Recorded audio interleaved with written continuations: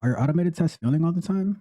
Are you frustrated with Selenium saying it doesn't work? Are your managers asking you, how come your team's automated tests always fail? Well, maybe you're using bad selectors. In this video, I'm going to show you how I choose my selectors when I'm using Selenium and what you should never, ever, ever do.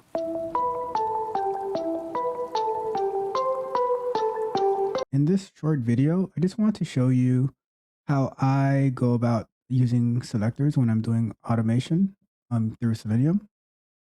It's using the right selectors will make or break how your automated tests run. If you have weak selectors, you're going to have flaky tests. They're going to be failing all the time, and you're going to be constantly updating them over and over and over again.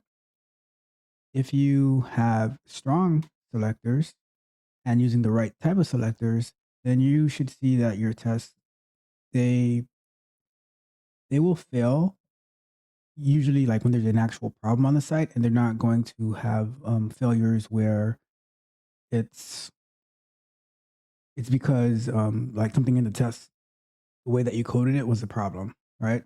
So the foundation for a good automated test when it comes through the UI is having extremely good selectors that they can adapt to the changes of the site. Now, if the developers like totally change things all over the place, then yeah, then you're gonna have to update it. But that's almost like a redesign. But for minor changes that happen, for instance, like if you if you write an automated test where it's looking for a specific product on a site, chances are that product's not going to be there forever, and then you'll have once that product is gone and you run the test, it's going to fail, right?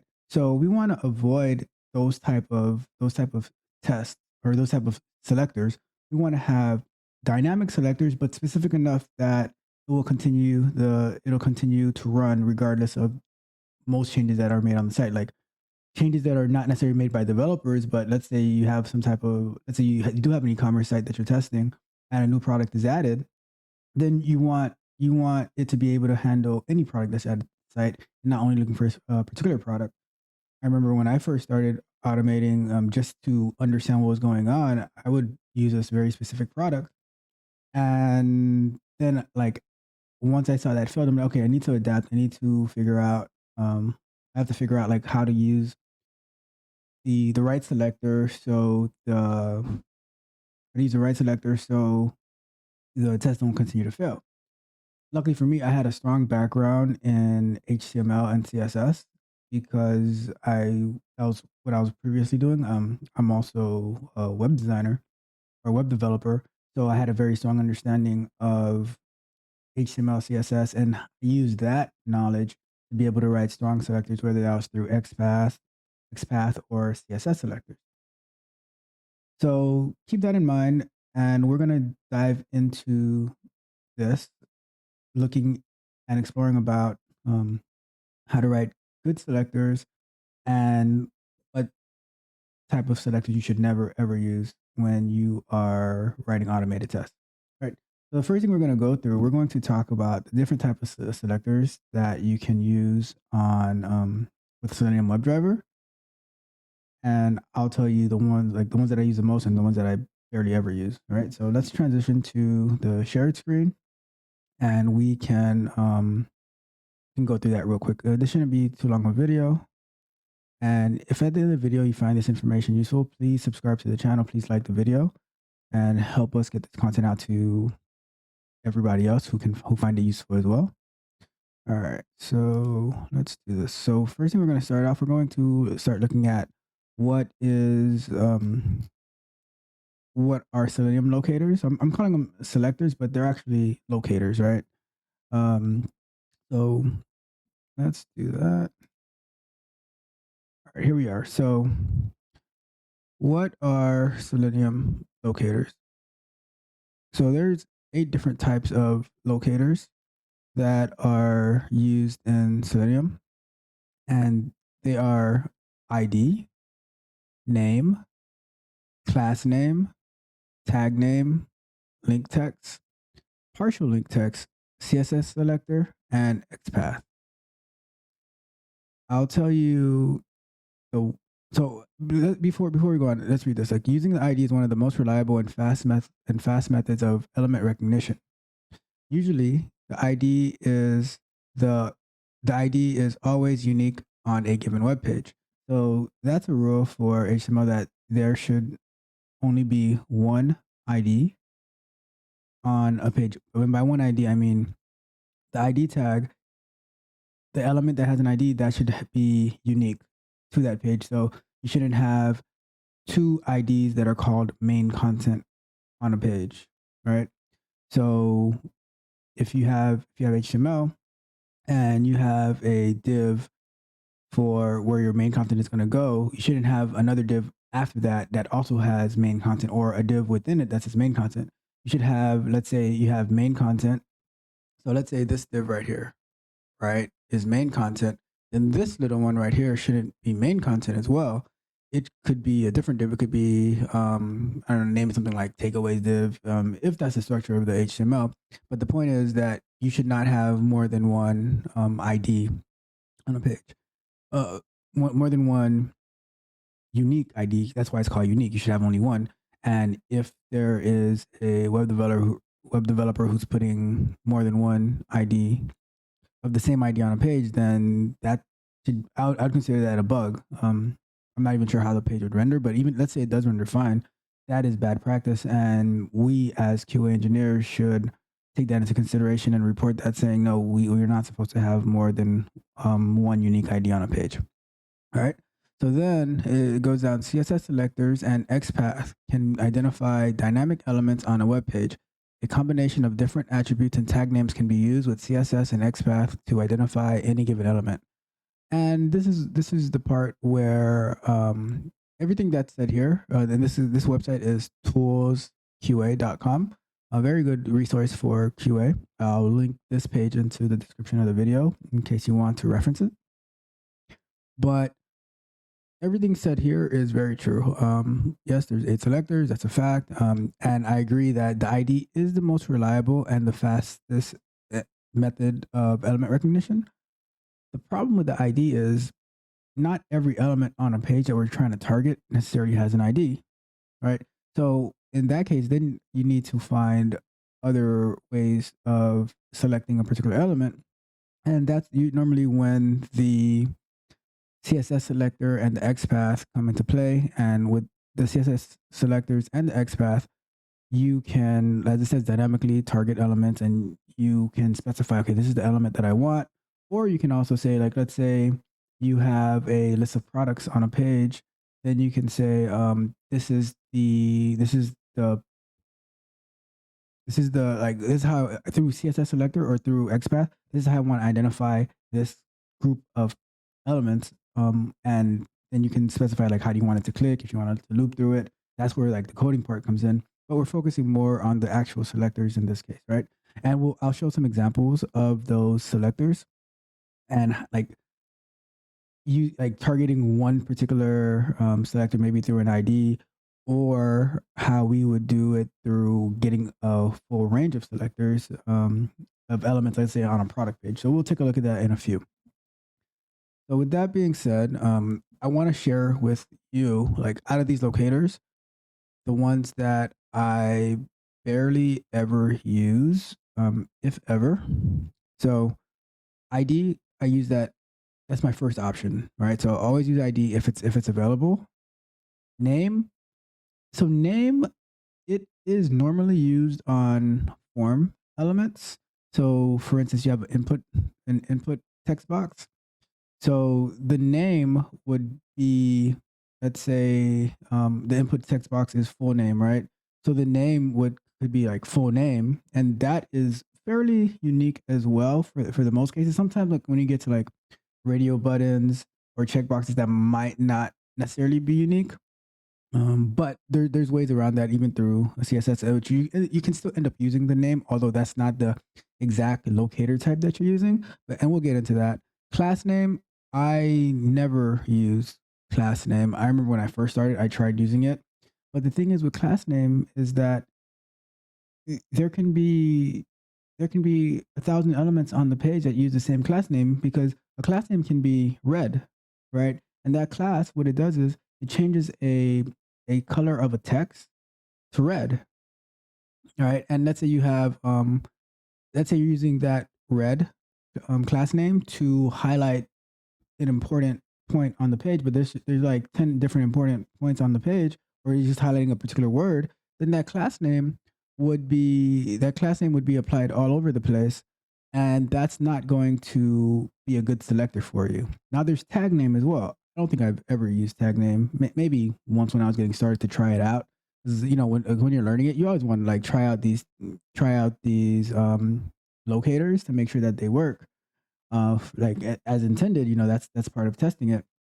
But I don't think I've ever used tag name in a real um, automation situation because it's not very specific.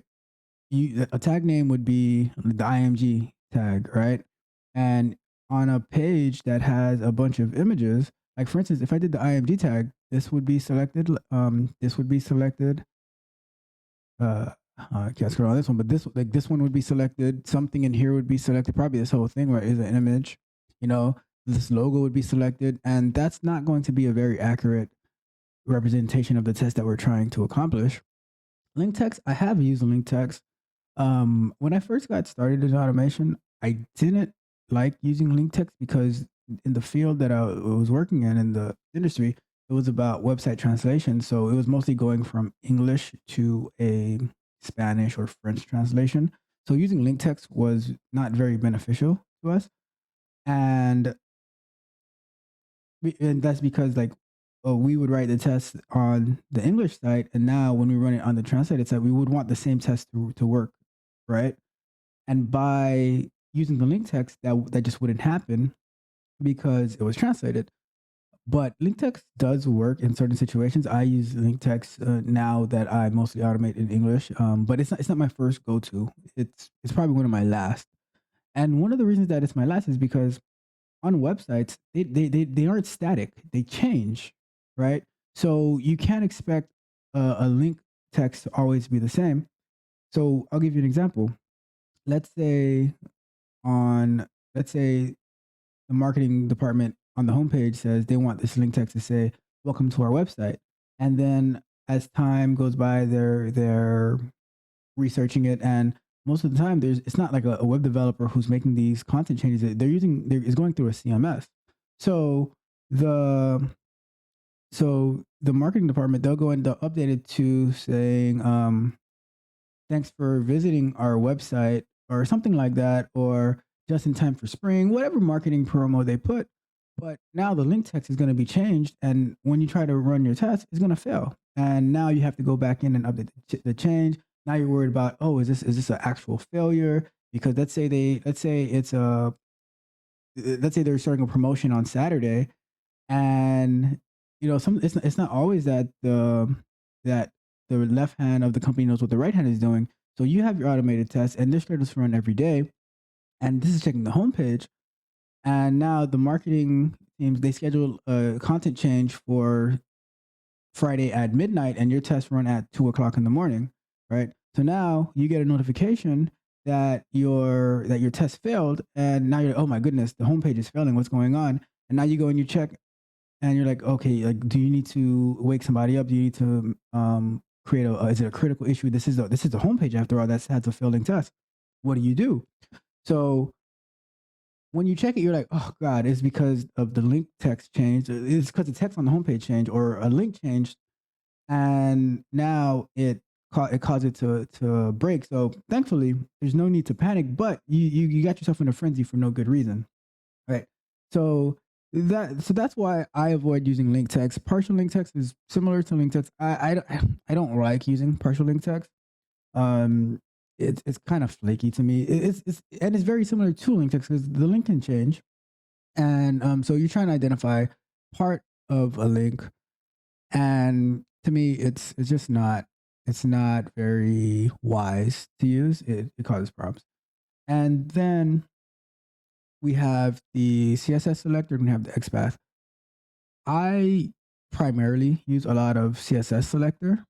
I used to use XPath all the time, but I believe that XPath is slower to locate because it goes through the DOM of the site and it's just trying to parse through it and find the select the trying to locate the element, right? I like CSS selector, and I might be biased because I have a strong background in CSS and being able to identify and being able to identify and being able to identify elements through CSS and target them very well. So with that, those are a general background of the locators and the ones that I use, the ones that I barely, if ever, use, and the most. You'll find yourself using CSS selector and XPath the most. ID is very nice to have, wishful thinking, but it's not likely that you're always going to have an ID because not every element deserves an ID, right? It's just not possible. With CSS selector though, or with XPath, you do have the ability where you can work with the developers where they can add a custom attribute where you can identify selectors on the site. So for instance, you can add it would be something like test dash QA ID or QA dash test ID, and then you can say logo image, something like that, right? And we'll see it in one of the examples. But that's what I want you to understand. There's so much that we can do with CSS selectors and XPath, and you can work with your web developers on this. And I just want to stress, like, don't just take no for an answer. Like, encourage and work with the developers to make the site easy to automate, because if you make it easy to automate, you also make their job easier as well, because there's going to be less flaky tests. There's going to be less needing to go back and forth between about what's not working, what's working, things like that. It just makes it better for everyone. It makes your job easier to be able to automate faster. It makes it easier for the team to be able to identify issues faster. And we don't have to worry about ignoring tests because they failed for whatever so reason. All right. So, with that being said, let's take a quick look at some selectors. All right. So, I am going to let's look at Amazon first, right? So let's close that out. All right. So this is what we this is what we normally do. This is what I normally do when I am looking for a selector. The first thing, like your best friend as a QA engineer, is the developer tools. And at the time when I first got started in automation, no one was using Chrome. It was all about Firefox and using the Firefox developer tools. But now I think pretty much everybody in QA and in development, they use Chrome as their standard. And even with that, even like Microsoft Edge is built on the Chromium WebKit, from my understanding. Don't quote me on that, but I'm pretty sure it is built on the Chromium WebKit, and that's why it works a lot better than it used to work before. So let's take a look. So let's get an example of ID, for instance, right? So let's find something with an ID, right? So we have all right. So we have an ID here, right? Nav logo. So when I am looking for selectors, I do a lot of it through the I do a lot of it through this developer tool. So I'll do a search. It says find by string, selector, or XPath, right? So nav logo.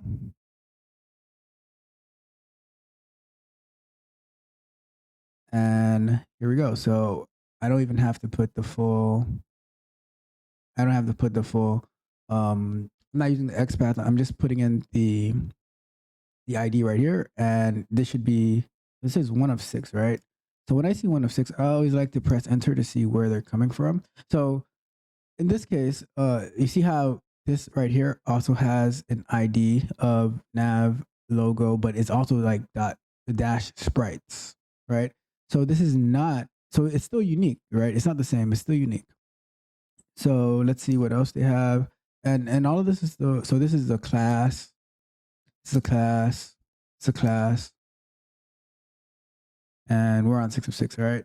So let's go back to the first one. And one way to make sure that your ID is unique, let's say we put the hashtag in front of it.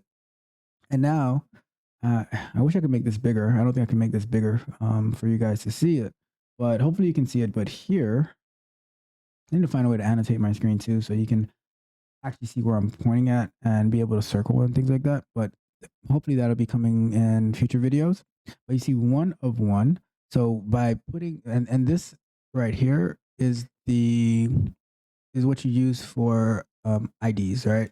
So to give you another quick example, so this is a div, right? So I'm going to turn this into a CSS selector by putting div in front of it. So this right here is a CSS selector, but when I'm automating, I'd rather use the ID. So because it's available to me. So if I wanted to target this div right here in my Selenium, I would just say like find it by the ID, and then for the ID, I just put nav dash logo, and that would target this div that we see here. I could also target the so I can also target the image, or the, not the image, but the link if I wanted to. So let's say I don't want to click on this bigger div, but I want to click on the actual link, the anchor. Then I would say dash sprites. Oops, that should be at the end. And now we have one of one for this right here, right? So we have, and if, like, and now this becomes a CSS selector, right? So that is finding it by the ID, and interestingly enough, we're able to do it by the CSS selector as well. So now let's say we target one of these products, right? So we have image, and what I normally do, I go from the closest one in, and then I work my way out, right? So let's say let's say we're trying to do the tag name of image, right? So look at this. When you do a search for image, or just to make it, let me see if I go like that. All right, so for image tags, there are 242. And that's why I say I never use tag name. That's just not going to work for you, right? And because by targeting just the tag name of image, there's going to be 242. And God knows what these 242 images are, right? They're just all over the place. So if you hover over, you see like you're not looking for this. Let's see what the next one is. We're not looking for that, right? So there goes this one right here. We're not looking for that. So what we want to do is find the products. So that's why I say like I avoid image, like using tag name like the plague, right? So let's say we cut this out, and so let's say we wanted to do let's say we want to do by class name, right? So s image, and so let's put the dot. So it's kind of like using CSS selector, but so, and even with that, that still finds like within the text. So that's not the best for, not the best for, it's just more complicated to use the by class name, right? Because it can be all over the place when you're trying to find it, right? So let's see, and it's still in there, but so let's say now we go img.s-image.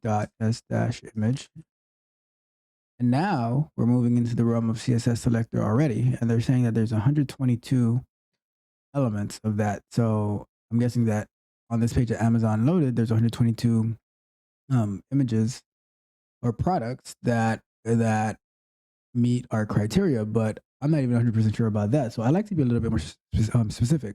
So I'm starting from the closest element in, and I'm looking to work my way out, right? So this is pretty specific. This is pretty. This is not. I don't think a section is necessarily specific enough. Not specific, right? So I keep going out. Let me see. So this one, the class is a link normal, and I'm not crazy about that. So now we're getting somewhere. So span data component type is S product image, right? And this is a custom attribute that Amazon might be using for their backend for whatever reason they need it for. So, but I like it. I like S product image, and it doesn't seem like something that would change. If I was working for Amazon, I would talk with the web developers to say like, okay, this data component type, I want to use it for my selectors. This is something that's going to be pretty standard, right? You guys don't see this changing, and if it was going to be changing, we'd probably have a story to change it, and then I can make my automated the updates to my automated tests at the same time. So I'm saying, okay, I'm going to use this one. So I'm going to take this, and I'm going to say span, and then like that. So now I'm actually, we went from 200 something image dot s image classes that were on images to now 82. So I'm like, okay, there's probably 82 products that are loaded on the page, right? So then I say, all right, can I keep going a little more? So now we're here, and we say, so here we are. And let's go for, I probably would go one more level up, which it might not even be extremely necessary, but let's do it anyways, right? So we copy that, and we'll say div dot. Now there's still 82. So now I'm pretty sure that there's 82 products that are loaded, and I can, so now if I'm writing an automated test, I would say,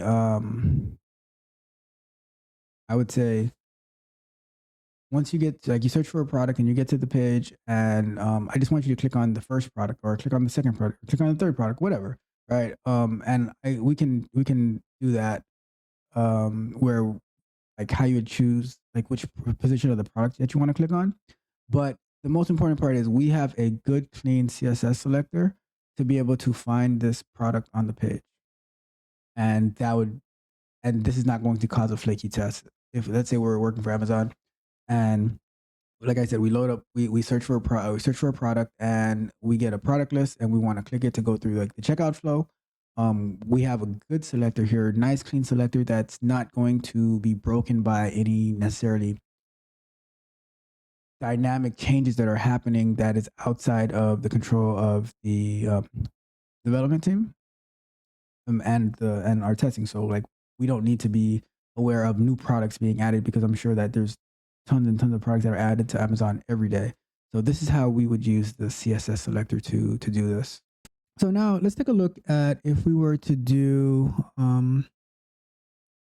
let's look for a name tag, because like I was saying, typically it would be an input field or some type of form element that would use the name. If we look at here and we inspect this, so this one, it does have, this input field does have an ID on it, which that would be our, of course, that would be our first choice. Right. So if I go here, and there's one of one, which is that, but it also has this name attribute for field dash keywords. So if I search for that, all right, typos, all right, field dot keywords, right, and that's also one of one. So you could use the name tag. So whenever I'm automating a form, if for some reason the form doesn't have an ID and it has a name, then I'll use the name. Usually those are pretty unique. All right, so that's that. Now let's go to a tougher situation of using XPath when you don't have any good CSS that you're able to select on, and there's no IDs.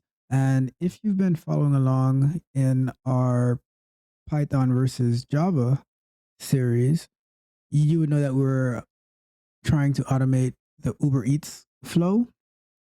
And from what we could see in their source code, it was very difficult to find good selectors.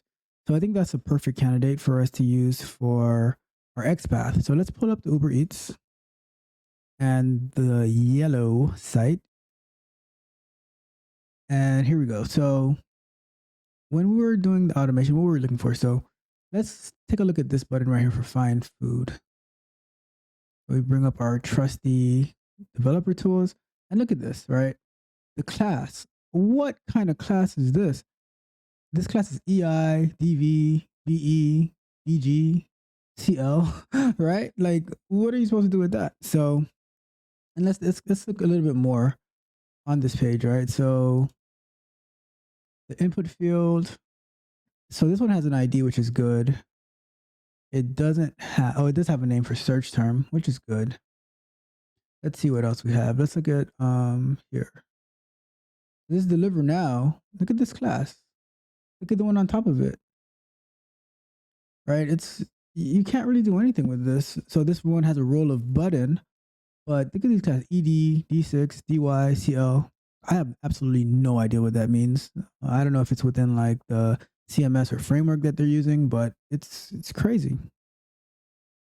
Now we go to let's look at the sign up button. No IDs. So you see how here they do have a data test, which maybe that's what they're using for automating. So you can like find this. You can use like a CSS selector for a data test header sign in. But it's pretty. This is pretty all over the place, right? So it's not the easiest thing to do. So here on this for this menu over here, they have a data dash test ID for menu button. So let's say we wanted to go with this one, right? And what if we were to go with this text of find food, but what if next week they're doing some type of marketing or testing and they say, oh, let's change it to locate food. Now, finding it by the text, that would fail, right? So let's try to use the XPath to find this button. So one thing I do is I go from inside out. I don't start from the top level and work my way in. I say, okay, so here's an example, right? So I'm say button because what I'm looking for is the button, right? Now, when I locate this button, it's going to so there's 7 buttons on the page, right? So let's find this find food button. So here we are. I go back one to the third one. So this is also a button over here, which is not what I'm looking for. I want the find food, right? But as you can see, there's no clear identifier for the find food. So here we are, find food. So now what else can we use to be able to find it? So let's do a simple XPath real quick, right? So let's say button, and then simple XPath, let's do it by text. So dot equal is to do a is for text, right? You can also do how did it go again? How did that go? Just like that. All right, so text in parentheses equals and then the actual text, or you can just do a dot, and that also is the same as doing text in parentheses, right? So here we are. But we, like I said, we don't really want to use the text in case that was to change.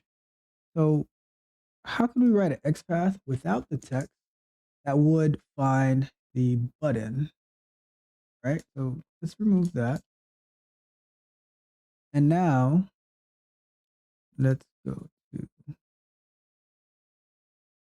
Now with the XPath of button, there's two of them on this page. So there's that menu button, and then there is the find food button. So with XPath, let's say I was to do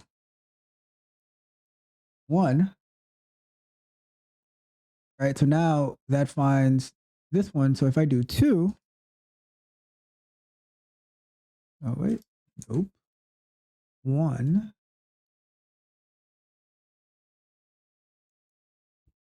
Wait a second.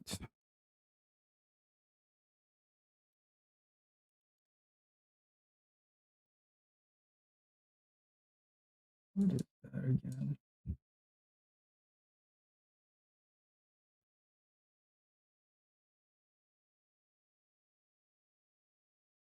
Okay, so when you wrap the XPath in parentheses and then you put in square brackets the number, so this one is finding the menu. Now if I put 2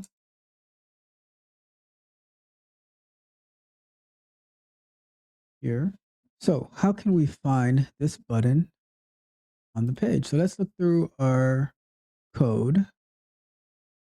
What do we have? So let's see here. This is the button that we want, find food. And what I typically do, I look to see what is in this structure, right? So there goes this. And so if you, as you can see down here, it shows you like the path that it's taking.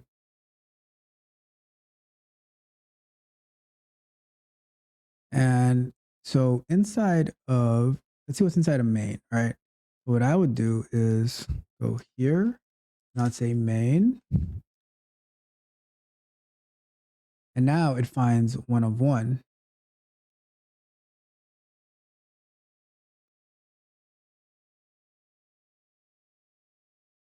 But still, this isn't like the safest XPath to use because, like we were saying earlier, if they add another button inside of main, so let's see where main is, right? This is main. This is like pretty much the whole entire page. So if they were to add another button in there, then it would take that button over first if it's before the find food button. So what can we do, right? So this is what I would probably do.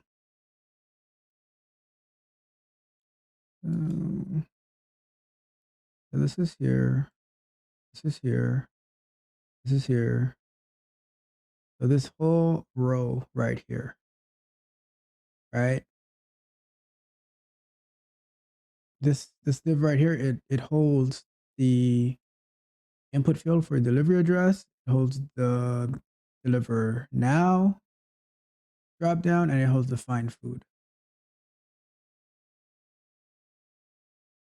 So I would say, all right, so we would do this, right? I would put a div in here.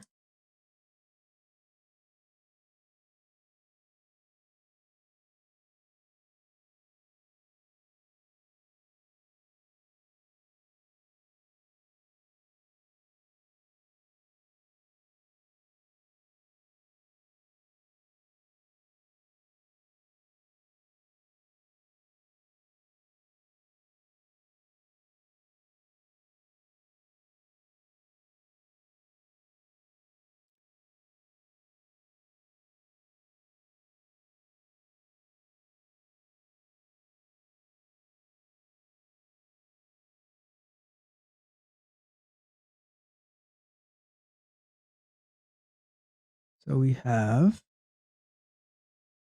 the button, the div, and the main, and it's so generic, right? Because, like I said, this the way that they have their code, it's very all over the place.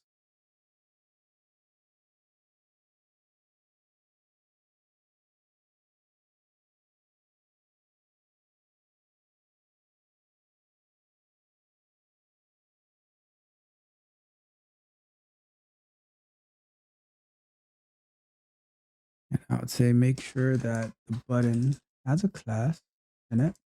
And when we're doing attributes inside of XML, you have to put your at symbol. So now we are targeting this, right? It's just not the nicest way to do it, but sometimes like when you are given lemons, you might just have to find a way to make some lemonade out of it. And let's look to see if there's anything else that we could do to. Here's what I'd probably do, right? And this XPath gets a little bit tricky, but when you have to use, like, to me, when I'm left with the last resort of using XPath, it's always a tricky situation because XPath is not my preferred method, right? So what I'm going to do is I'm going to find a way to catch this H1 and then say, find the div that's next to it. So that way, the only way that it wouldn't find this button here is if they were to add a button in between this H1 and here. So it limits the chances of catching an issue, right? I mean, of course, we could just do the text or find food, but I'm not crazy about doing that. Maybe the chances of the find food changing is low. So maybe we could do that. Like you have to weigh your risks. You see what I'm saying? So if I had to, but for the sake of a little more complex XPath, let's go with the H1 finding the next one, right? So let's see if we do, where does this H1 come into play? So this div,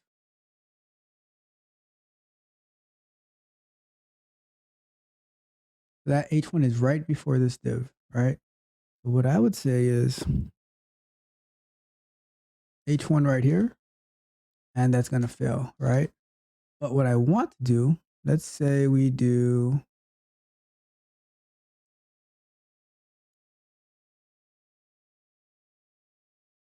XPath find next. All right. So you just Googled it, because I mean that's the best way to do it. Whenever you're not sure, because I don't memorize these XPaths. I have like the understanding of the most common XPath that I use, but then when it comes to like these more complicated XPaths, then I always do Google search and I always find it. So let's take a look at this one, right?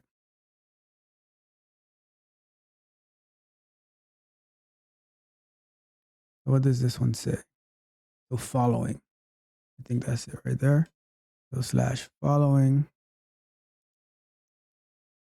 And if we go back here and we say H1, and boom, here we go. All right. So we have main H1 following, and then the button. And here we have one of one. Like I said, it's not the using XPath. It's my last resort when I can't use a CSS selector. But usually when it comes to it, it's these type of instances where it's real complicated. I mean, I might use the find food, but I just wanted to show you like how I would look for an XPath in this situation where the code is not very friendly. And I had to use this a lot because when I was doing automation for websites that we didn't have control over, right? So our clients were the ones who were making the websites and then we'd have to translate it.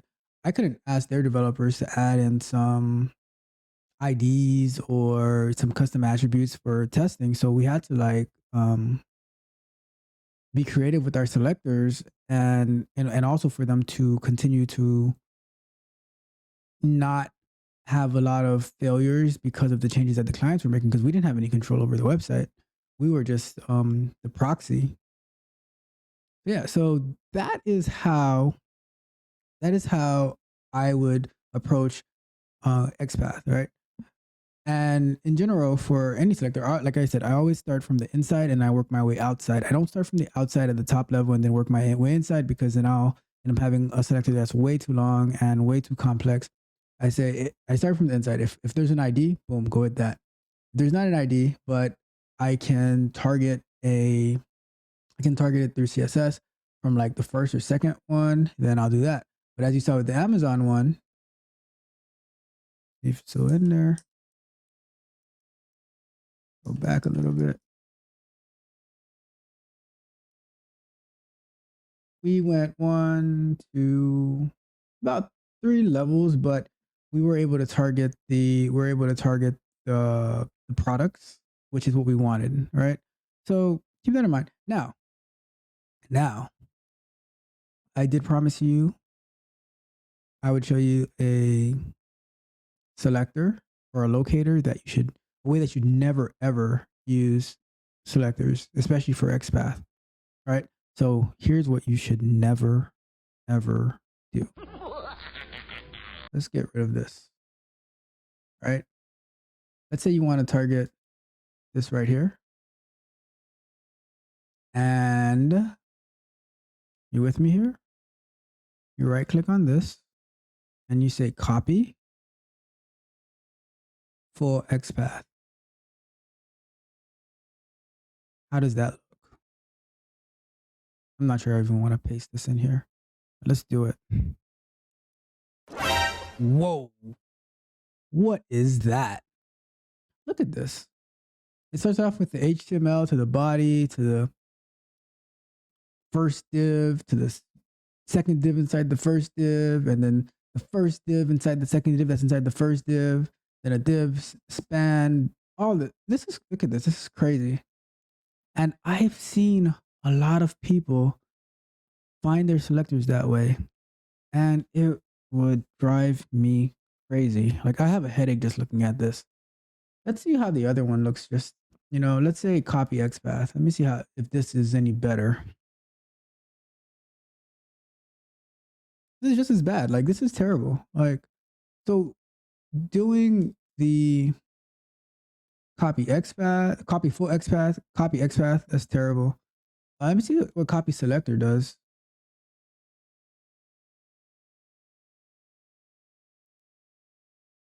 Holy crap! Look at that. It's crazy. Oh my god! This is how long this is. You never. I mean, you can try to copy this and then try to shorten it. I've seen people like do that, so because they're not that good at creating their selectors. But I would say invest the time in learning how to use CSS selectors and XPath to write good locators. Because if I'm doing an interview and like there's a technical interview and I see you use this as a selector, I probably won't even ask you any more questions because look at this. Like this is gonna break every single day. And talk about test flakiness. Nope, nope, nope, nope. We're not doing that at all. We are not doing that. So yeah, so that is what you should never, ever, ever do. Never. I can't stress it enough. I kind of wish this wasn't even here because it's so tempting for people to go and do a copy of full XPath or copy an XPath, copy selector, and it's the worst thing that you can do. You know what? I can't even. That that's where I draw the line. That's it, my friends. That is how I approach to finding selectors for my locators in Selenium. The more you practice, the better that you get at it and the faster that you get at it. Google is your friend because like you should know the most common ones that you'd use on an everyday basis. But then when it gets to the more complicated ones, then you should definitely Google it. Like there's nothing wrong with Googling it. Get it right. Make clean selectors. Reduce the amount of failures that you have in your test by having good selectors. That is the foundation. Having good selectors is the foundation for having good automated tests. I mean, of course, you want to have your page object model to easily update, all those things. But your selectors is where it starts. Once you have, if I see somebody with good selectors, I already have a good feeling that their automated tests are going to be good. I mean, I could be wrong because then I'll start looking at more into the test and everything like that. But to me, the good having good selectors is the foundation of having good automated tests. I think if you have bad selectors, then your code base itself is going to be all over the place. You know what I mean? Because when I first started, bad selectors, as I got better understanding how selectors work, they got a lot better. And then I understood that helped me understand the code better, and my automation got a lot better. So keep that in mind. Let me know if this was helpful to you. And if there's anything that you'd want me to go deeper on, I'd be glad to. Leave me a comment if you find it useful. Share the video with somebody who would find it useful. Subscribe to the channel. And until next time, friends.